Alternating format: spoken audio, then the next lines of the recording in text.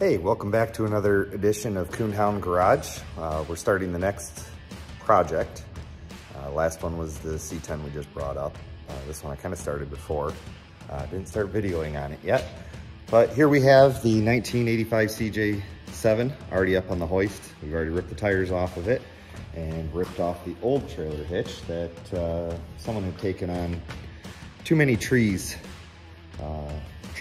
pulling out and kind of destroyed the back end. We straightened that out a bit, got that back together. Got new bushing kits coming for the shackles. They're all worn out. They've had a hard life in a very short time. The new Kurt hitch arrived today that we're gonna match up on the back end here. It ties into the sides and goes up the frame rails, so we might have to change a little bit, get a little bit more of the old hitch off.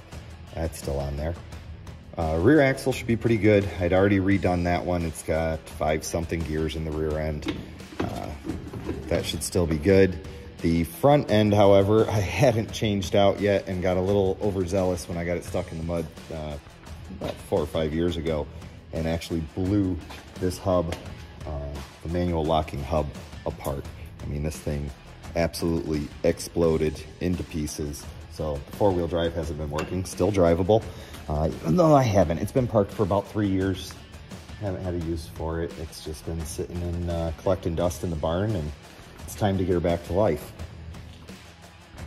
Front axle is gonna get upgraded. I just never had done it, so I already have all the parts, bearing kit, ring and pinion for that. That's gonna get done. The front track bar apparently took on a stump the one time that I had her out, and amazingly enough, this thing still drove fine, but that front track bar, as you can see from there, is very bent and very jacked up. That thing should be going from straight to here to the drop pitman on the steering linkage, and it definitely does not. So that's gonna get replaced. Front is gonna get replaced, put some new hubs on it. The 400 small block that's in it hasn't had any loving done to that in a long time, so we might do a once over on that and see what that is going to need before we go firing it up and taking it on a long road trip. But all in all, it's a Jeep. There's not much to it. You got a frame, you got a motor, you got a transmission, and a transfer case. Keep your axles in it and you should be all right, and move on down the road. A few other little electrical things. The fuel tank gauge has not worked since the small block went into it. Never was really an issue, just stop every couple 100 miles, but we might actually look into that, seeing as how it's very easy to get to with the body lift kit on here.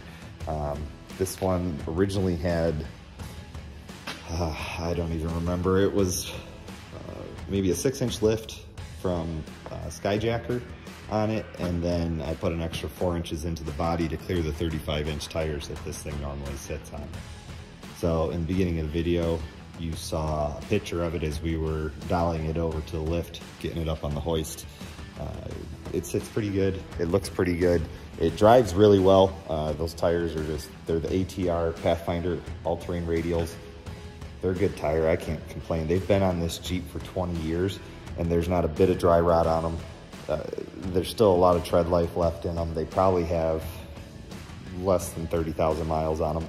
And they're still a great tire, and this thing is so light with so much horsepower and geared properly.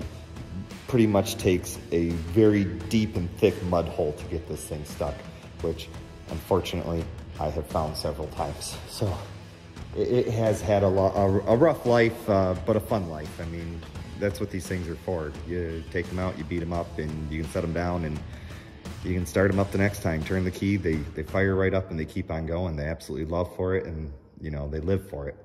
So there's our next project. There's the start. Let's see what happens and see what we can do by getting into this thing a little bit. Catch you next time.